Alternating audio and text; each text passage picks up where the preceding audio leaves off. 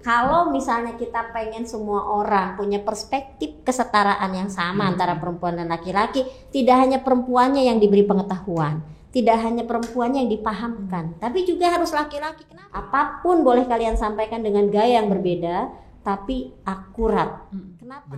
Kenapa kita tidak daya gunakan? Justru mereka tidak hanya sebagai kaum follower, tapi mereka itu produksi informasi.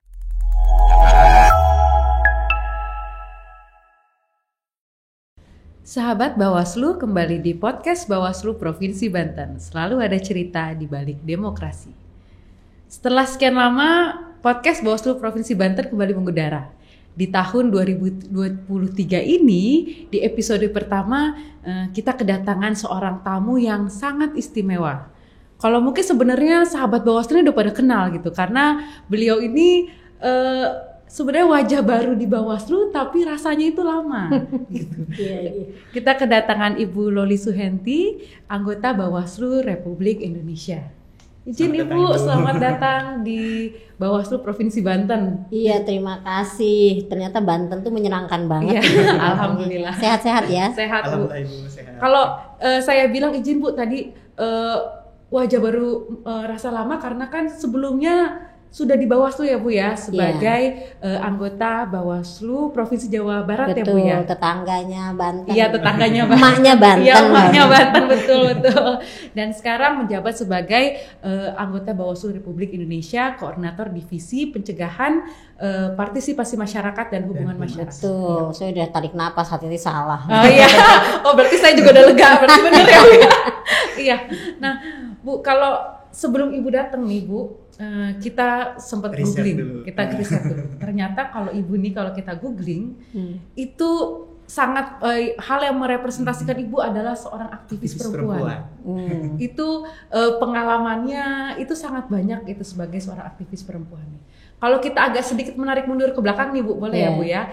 Di 2022 kemarin Bawaslu mengangkat tema pengawasan partisipatif itu apa ya Rif ya kemarin ya? Perempuan berdaya mengawasi ya? Iya, perempuan berdaya mengawasi gitu. Aku Bu, jujur waktu pertama kali dengar terkait dengan perempuan berdaya mengawasi nih agak-agak gimana ya Bu, agak-agak picky gitu. Maksudnya, aduh jangan sampai salah arti nih. Sorry nih buat para kaum laki-laki gitu ya. Jangan-jangan nih maksudnya apakah ini menjadi tugas perempuan aja nih untuk mengawasi gitu, atau malah diartikannya sebagai kok baru sekarang nih perempuan disuruh ngawasin, jadi selama ini dari kemarin perempuan nggak mengawasi gitu Bu. Nah kalau ada Ibu di sini gitu loh, mungkin menjawab juga pertanyaan seluruh sahabat Bawaslu yang sedang menonton kita saat ini. Perempuan berdaya mengawasi. Sebenarnya di mana peran perempuan itu Bu untuk mengawasi? Seberapa signifikan sih Bu perempuan ini bisa menjaga demokrasi Indonesia sampai diangkat menjadi sebuah tema? Iya, makasih banyak Mbak Ika, Mas Ari. Jadi sebenarnya dalam konteks Bawaslu melakukan kegiatan, tema aja kami pikirin secara mendalam. Kira-kira tema ini relevan nggak? Sesuai dengan kebutuhan nggak? Akan berkontribusi untuk demokrasi nggak? Itu dulu dalam perdebatan kami ketika kami mengangkat sebuah tema. Nah, sehingga tema perempuan berdaya mengawasi ini dia tidak hadir sekonyong-konyong dari ruang kosong. Justru dia hadir untuk merefleksikan apa yang sudah kita lewati kemarin dan harapan kita ke depan. Berdaya mengawasi itu memang realita yang menunjukkan bahwa perempuan-perempuan kita ini, kan ketika kita bicara mengawasi dulu nih, bicara mengawasi demokrasi, itu berarti tugasnya Bawaslu, pengawas pemilu. Tetapi bicara soal mengawasi demokrasi juga berarti itu tanggung jawab publik, masyarakat, seluruh kelompok. Karena itu lalu kita akan melihat apakah perempuan sudah hadir di ruang demokrasi kita ini, sudah hadir atau enggak. Nah ternyata setelah kita refleksikan baik dari angka keterwakilan perempuan di parlemen, angka keterwakilan perempuan di penyelenggara pemilu termasuk di Bawaslu, itu memang kita masih belum menembus angka kritis minimal 30%. Sehingga soal afirmatif keterwakilan perempuan itu menjadi penting untuk dibunyikan termasuk oleh Bawaslu. Nah ketika kita bicara soal itu toh relevansinya perempuan hadir di ranah demokrasi. Apakah itu berarti perempuan belum kuat kehadirannya mengawasi demokrasi? Ketika jumlah itu belum mencapai 30%, maka wajah demokrasi kita pun menjadi dalam tanda petik dia maskulin gitu. Sehingga ini dalam praktek nyata, misalnya ada caleg atau calon legislatif atau calon perseorangan perempuan, tentu dia akan dalam tanda petik juga lebih nyaman, lebih terbuka ketika dia berdiskusi atau berkonsultasi ke jajaran pengawas yang perempuan. Kenapa? Karena memang kita masih punya tabu-tabu, dalam banyak hal kita punya tabu-tabu, walaupun harus secara perlahan kita kikis. Nah itu praktek nyata aja, misalnya yang sederhana. Di masyarakat juga begitu, kita sama-sama paham, publik, masyarakat, ibu rumah tangga seringkali pilihan politiknya masih ditentukan oleh bapak yang ada di rumah atau oleh saudara laki-laki yang ada di rumah, ya kan? Dia masih dipengaruhi bahkan untuk sisi pengambilan keputusan politiknya, sehingga untuk mengawasi itu masih menjadi isu yang harus kita perjuangkan. Harapan kita adalah ketika bicara soal perempuan berdaya mengawasi, ini adalah tema yang kita ambil dalam melakukan pendidikan pengawas partisipatif yang pesertanya itu dari publik. Kemarin pesertanya misalnya dari PKK, dari kader desa, kita tarik, kita libatkan. Kenapa? Ya memang supaya mereka memahami dulu isu soal pengawasan dalam demokrasi ini. Setelah mereka paham, maka akan ada kemauan untuk bergerak. Saat sudah ada kemampuan untuk bergerak, orang akan berbondong-bondong mengawasi secara mandiri di lingkungan terdekatnya sendiri. Dengan seperti itu kualitas demokrasi kita, semakin banyak yang mengawasin, mestinya semakin kuat dong. Karena kalau semakin banyak yang ngawasin, ruang pelanggaran menjadi lebih sedikit. Nah ini yang kita dorong. Itulah yang melatar belakangi kenapa tema itu muncul. Hasilnya apa? Apakah sudah bisa lihat? Kita akan, ini yang namanya learning by doing ya. Kita akan sambil lihat prosesnya menuju 2024. Ada yang unik nih dari pernyataan Ibu tadi ya, tentang keterwakilan perempuan ya Bu ya. Justru di Banten ini ada yang hal positif Bu terkait dengan data perempuan Ibu. Contohnya nih Bu, di DPT tahun 2019 Bu, jumlah pemilihnya justru hampir imbang Bu di Banten ini antara perempuan dan laki-laki seperti itu. Kedua-duanya di angka 4 juta. Cuman selisih di bawah 100.000 aja kecil gitu. Lah ya. Kecil selisihnya begitu. Kemudian dari angka partisipasi perempuan dalam partai politik juga Bu. Di Banten ini kalau data dari di BPS itu sudah 100% partai politiknya sudah memenuhi kuota 30% program perempuan. Betul. Cuman benar yang katakan Ibu tadi ya, untuk perwakilan di parlemen memang sangat disayangkan Bu. Di Banten ini contohnya baru ada 15 dari 85 Bu. Berarti 15% ini Bu. Menurut Ibu itu sudah mewakili belum sih Bu? Atau belum ideal Bu angka 18 ini? Belum, karena memang angka ideal itu minimal, angka kritis ya. Ya ini yang kesepakatan dunia, angka kritis itu minimal 30%. Kenapa harus 30%? Karena dengan angka 30% kalau dalam satu forum 18,5 kira-kira mampu pengaruhi atau tidak. Benar. Iya kan? Tapi kalau angka kritisnya tercapai, maka dia diharapkan akan bisa bergerak untuk mempengaruhi. Jadi dia konteks mempengaruhi itu menjadi hitungan yang perlu dirasionalisasikan. Nah, kalau seperti itu potret di Banten kira-kira positif atau negatif? Saya harus bilang positif dari sisi partisipasi perempuan.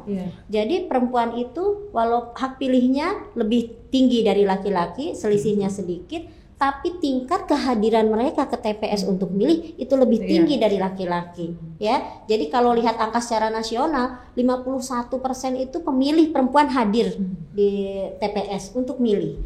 Nah, bahwa kemudian ternyata tidak mampu melahirkan perempuan-perempuan pemimpin yang kemudian dilantik, ini persoalan yang tidak sederhana. Karena memang orang memilih itu banyak pertimbangannya, banyak faktornya. Karena tidak secara otomatis perempuan juga pilih perempuan, tidak secara otomatis. Jadi bisa jadi yang duduk sekarang itu perempuan dan laki kan pilihannya tersebar.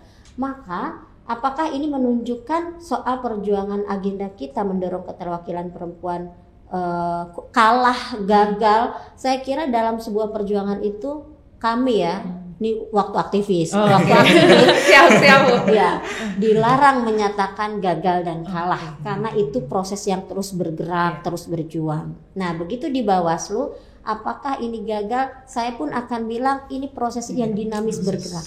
Yang harus kita lakukan adalah tidak berhenti untuk melakukan perubahan-perubahan sehingga pemberdayaan perempuan ini mencapai titik yang kita inginkan. Misalnya kemarin di akhir tahun kita kan juga bikin konsolidasi perempuan pengawas, Iya, benar. ya kan? Temanya juga luar biasa loh. Gerak berani jaga demokrasi. Jadi perempuan pengawas ini begitu dia sudah hadir di ruang pengawas pemilu, maka dia harus punya keberanian. Untuk apa? Karena keberanian itu akan membuktikan demokrasi kita kualitasnya terjaga atau tidak. Kita nggak bisa perempuan hadir di Bawaslu lalu dia diam, tidak bergerak profesional, tidak punya keberanian. Kenapa?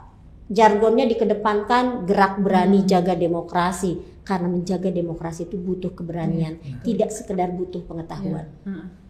Ya, kalau izin Bu, kalau aku nangkep dari Ibu ya, kalau tadi Ibu bilang proses gitu ya Bu ya. Berarti memang walaupun sedikit tapi Bawaslu memberikan afirmasi gitu. Afirmasi bahwa perempuan ini nih berdaya loh gitu. Mungkin dari afirmasi itu dan akhirnya menumbuhkan keberanian untuk menjaga gitu. Karena kan namanya kita perempuan ataupun manusia pada umumnya kan kalau sesuatu nggak yang di afirmasi terus ya itu balik lagi, ya udahlah kalau bapak di rumah nyuruh A ya A lah, bapak di rumah nyuruh B ya B lah, ibaratnya seperti itu ya. Walaupun Ibu bilang tadi bukan masalah gagal atau berhasil tapi proses menuju ke sana. Iya.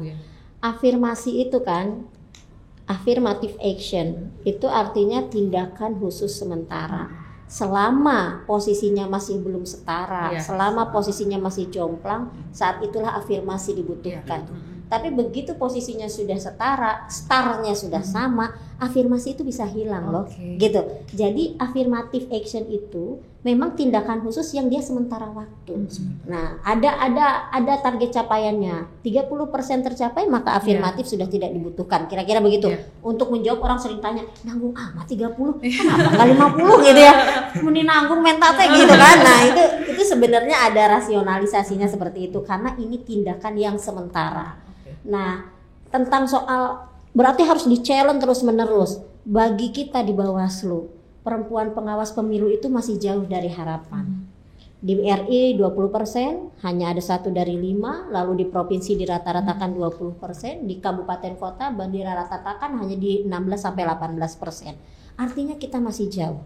Tapi yang jauh ini, yang sedikit ini tetap harus punya daya yang besar. Sehingga memang ketika mereka sudah hadir di Bawaslu, maka kewajiban kami semua para pimpinan ini untuk memastikan mereka punya daya, mereka berani untuk bergerak. Makanya dua acara yang sudah diluncurkan oleh Bawaslu itu memang sangat spesifik bicara soal itu.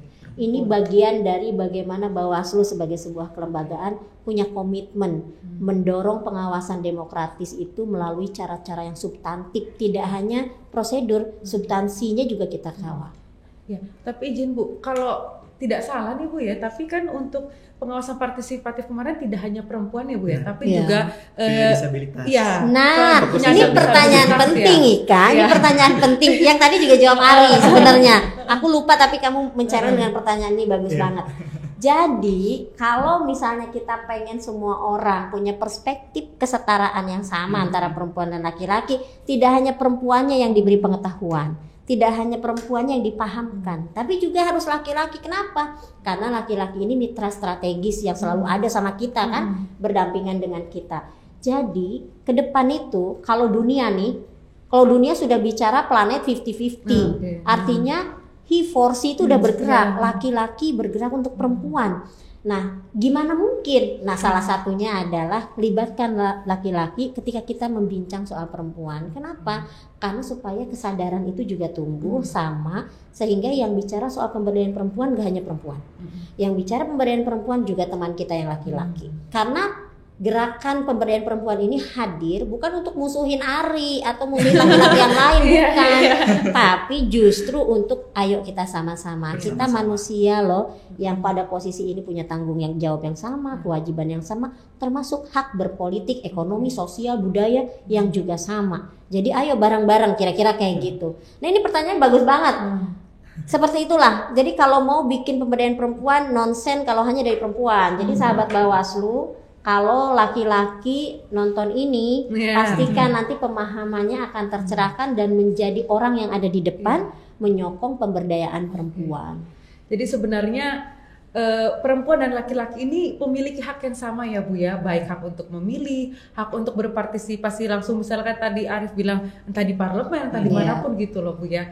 Jadi gak cuma laki-laki aja nih, itu kayaknya udah jadul gitu loh Bu ya. Makanya kemarin waktu bikin perempuan berdaya mengawasi pesertanya campur. Campur. Ada teman-temannya laki-laki dengan latar belakang beragam, ada teman-teman disabilitas, karena ya itu tadi harapan kita isu pemberdayaan itu menjadi cross cutting isu. Apa cross cutting isu itu? Isu yang dipahami oleh seluruh orang. Bukan berarti judulnya perempuan semua. Ya, karena aku tahu Ari pun kan kalau dalam gerakan perempuan seperti Ari ini disebut feminis baru. Jadi laki-laki yang punya perspektif feminis. Soalnya menjadi pertanyaan juga nih Bu di kita pas pengawas partisipatif kan perempuan berdaya mengawasi. Jadi cowok nggak boleh ikut ya gitu. Terus kok temanya perempuan banget sih, katanya kesetaraan gender, tapi kok temanya udah perempuan, ibaratnya kan kayak gitu. Betul. Jadi makanya kenapa kita bahas di sini untuk menjawab pertanyaan seluruh sahabat Bawaslu di rumah. Mudah-mudahan nggak ada pertanyaan lagi.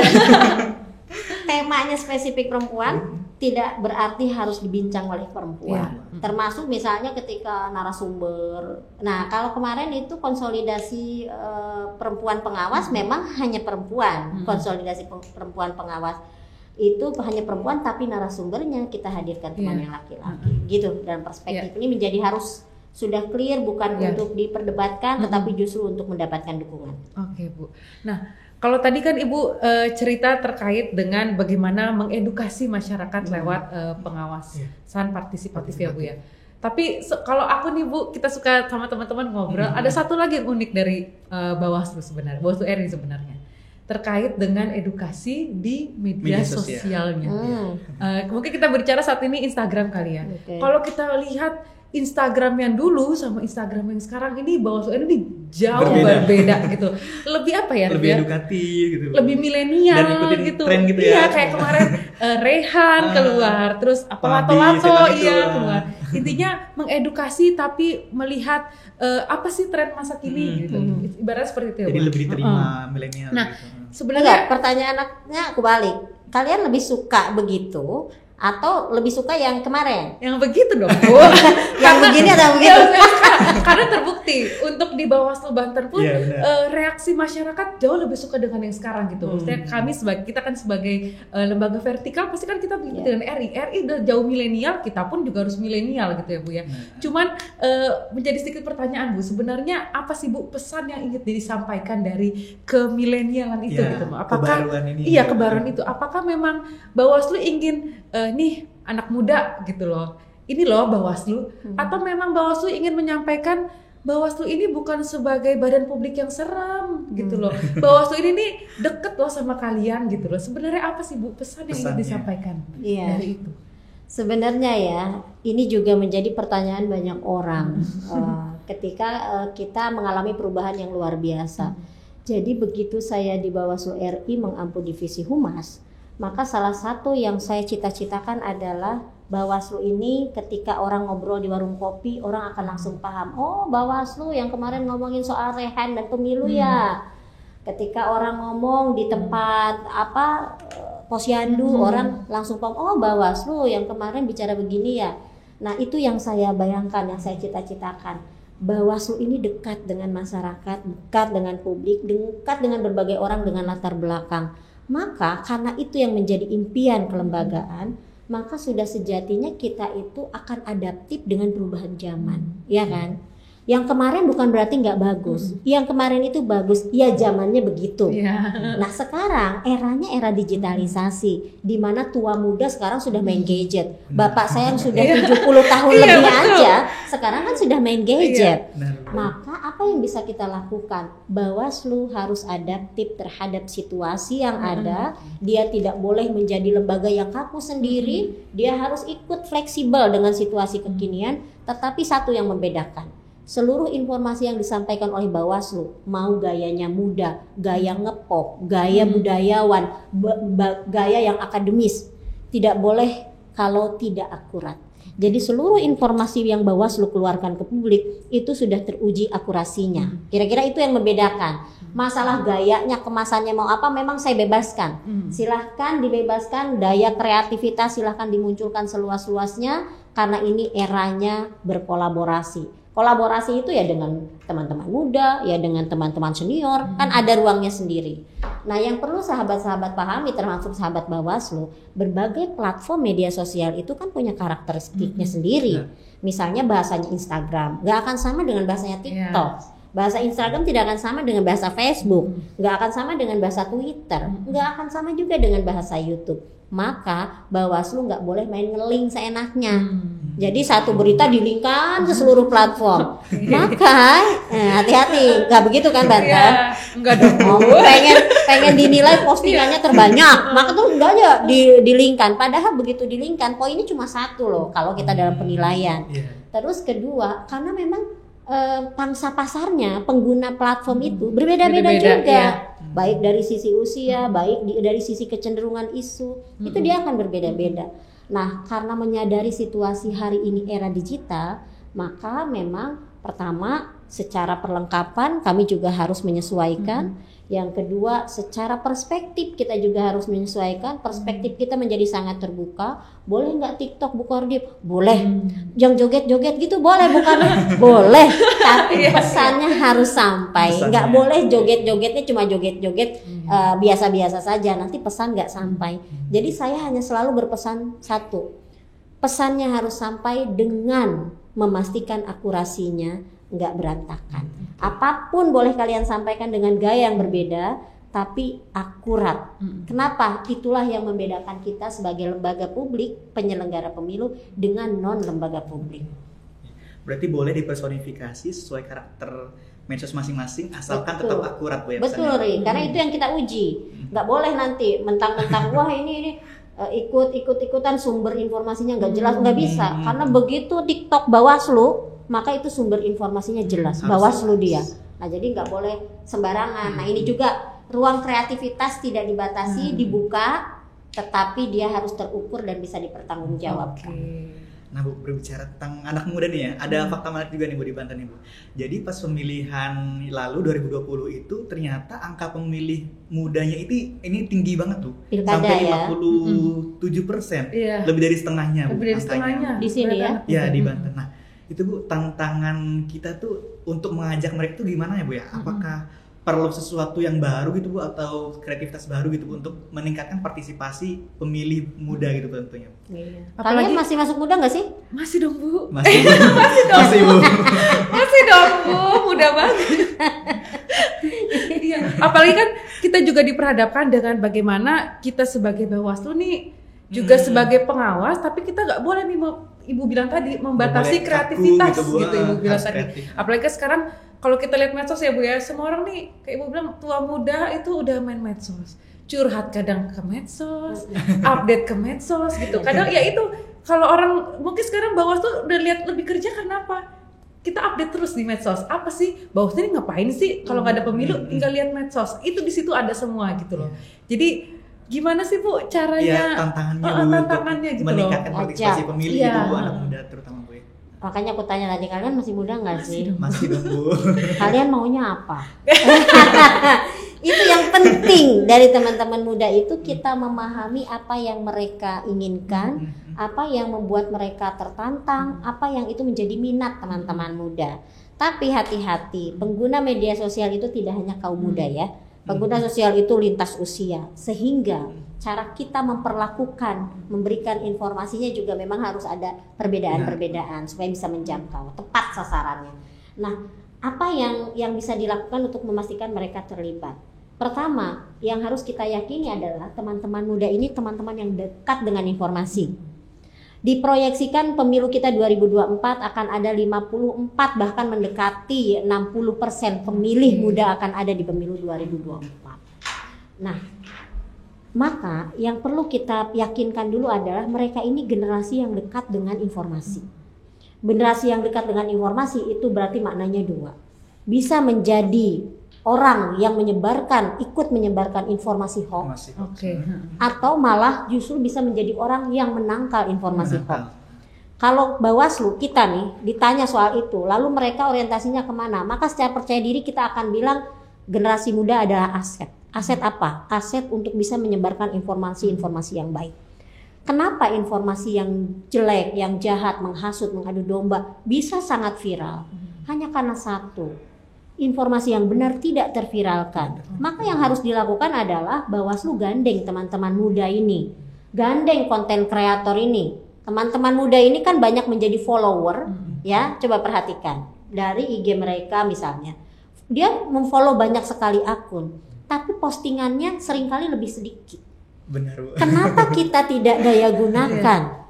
Justru mereka tidak hanya sebagai kaum follower, tapi mereka itu produksi informasi, gitu. Konten kreator. Nah makanya Bawaslu sebagai informasi juga untuk sahabat-sahabat Bawaslu yang ada di Banten ini, bahwa Bawaslu sudah menggandeng juga berbagai platform media untuk bisa berkolaborasi dengan kita, termasuk Bawaslu sudah berdiskusi beberapa kali dengan teman-teman konten kreator yang banyak jumlahnya itu, dan kita mendapat masukan yang luar biasa banyaknya.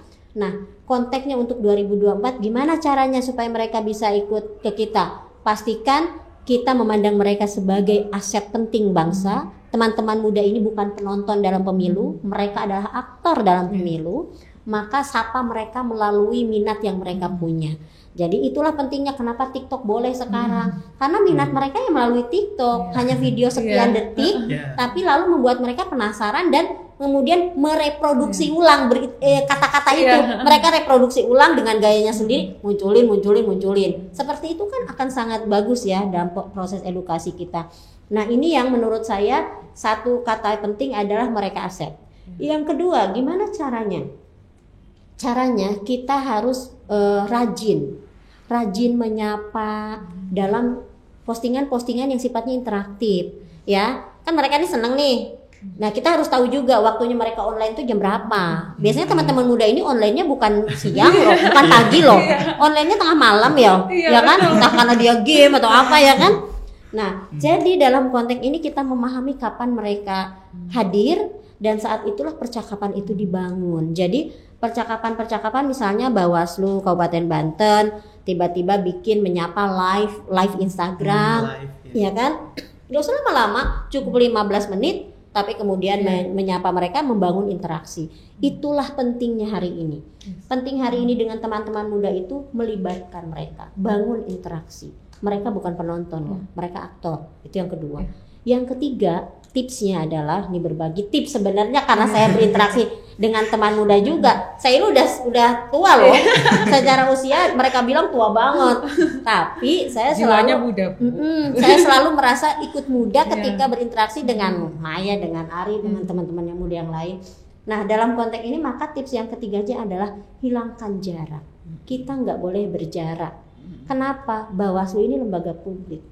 Maka sebaik mungkin, sebisa mungkin kita hindari adanya jarak. Gimana caranya? Ketika kita tidak ada jarak, maka orang bisa menyampaikan kritik secara terbuka dengan kita. Ya kan? Lihat aja. Iya, betul. Interaksi yang ada itu isinya kritikan atau enggak? Kalau orang berani mengkritik Bawaslu, berarti dia sudah merasa dekat dengan Bawaslu. Berarti dari kacamata positif itu bagus. Berarti kita mampu meminimalisirkan jarak. Tapi kalau orang hanya viewer, dia tidak berkomentar, maka kita harus merefleksikan, oh berarti masih ada jarak ini. Gimana caranya supaya jarak itu menjadi nggak ada? Ini kalau dunia maya. Kalau dunia kopi darat, ini kan kantor Bawaslu Banten gede banget ya. Keren loh, sahabat Bawaslu udah pernah kesini belum? Kantornya ternyata keren banget dan besar, sehingga ada ruang-ruang yang bisa digunakan untuk bercakap-cakap, untuk diskusi. Bikin dong sekali-kali open house, ya kan? Misalnya setiap hari Jumat open house, publik boleh datang, kalian bertanya kami menjawab, atau sekedar ngopi bareng. Kan banyak kantor Banten ini kan banyak perguruan tinggi, banyak sekolah-sekolah, banyak kelompok hobi di sini. Apa salahnya kita kemudian mengundang mereka sesekali? Ini bagian apa? Secara darat kita menghilangkan jarak. Termasuk dengan partai politik. Ini kan partai politik sedang berproses semua kan. Mereka sudah dapat nomor semua. Mereka ada dalam tahapan sosialisasi tapi belum boleh kampanye. Mereka kalau mau tanya-tanya soal apa yang boleh dan nggak boleh, maka ruang-ruang yang ada di provinsi ini harus membuka diri, terbuka dia. Sehingga Bawaslu tidak punya jarak.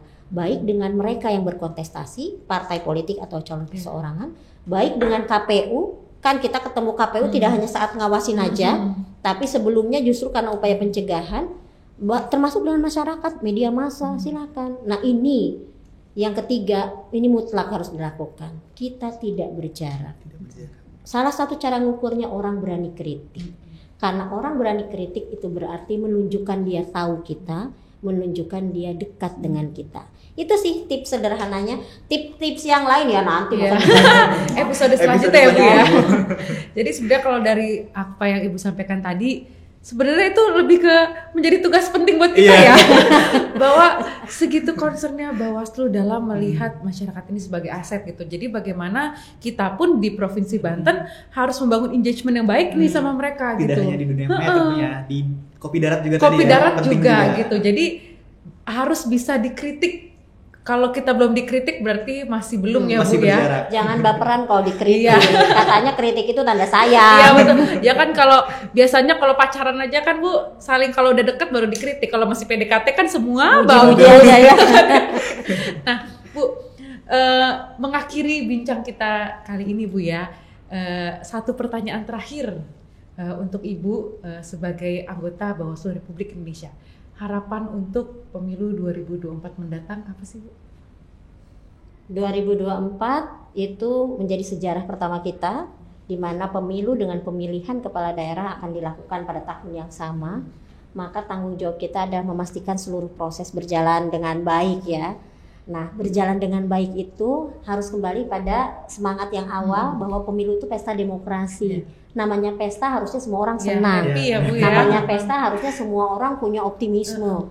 Namanya pesta semua orang itu nggak saling menyakiti. Itulah pemilu kita di 2024. Harapan saya pemilu 2024 menjadi konsentrasi serius kita semua dengan cara-cara yang asik. Bahkan saya suka berpikir gini, saat orang takut 2024 gagal, saat orang khawatir polarisasi politik begitu tajam di 2024, padahal pelaksanaan pemilunya tanggal berapa? Iya. Tanggal berapa? 14 Februari. Hari apa itu? Valentine. Saya. Maka harusnya kita itu bisa menyampaikan bahwa tidak ada pemilu seasik pemilu 2024. Jadi kayak gitu modelnya. Membangun optimisme itu penting dengan cara-cara yang patut. Dengan cara apa? Karena kita pengawas pemilu, lakukan kerja pengawasan secara maksimal. Ya. Aduh, jadi sangat bersemangat ya, membuat kita sangat bersemangat. Terima kasih Ibu atas waktunya, udah bincang-bincang di sini.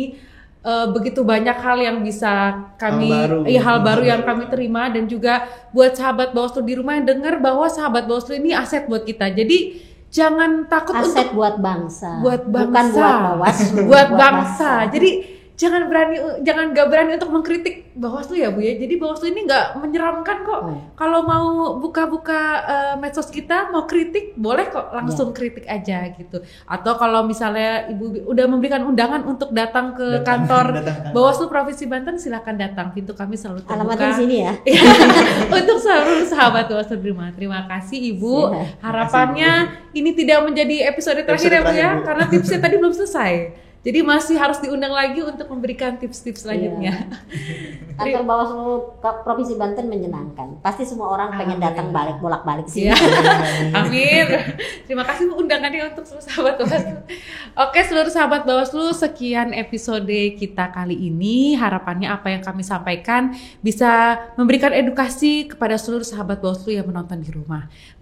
Jangan lupa untuk subscribe kita, like kita, dan juga komen. Kalau mau kritik kita juga boleh. Dan saksikan terus episode podcast Bawaslu Provinsi Banten selanjutnya. Saya Ika pamit. Saya Arif. Dan Loli Suhenti pamit. Aduh, sampai semangat. Saking semangatnya Bu. Dari podcast Bawaslu Provinsi Banten, selalu ada cerita di balik demokrasi. Dadah.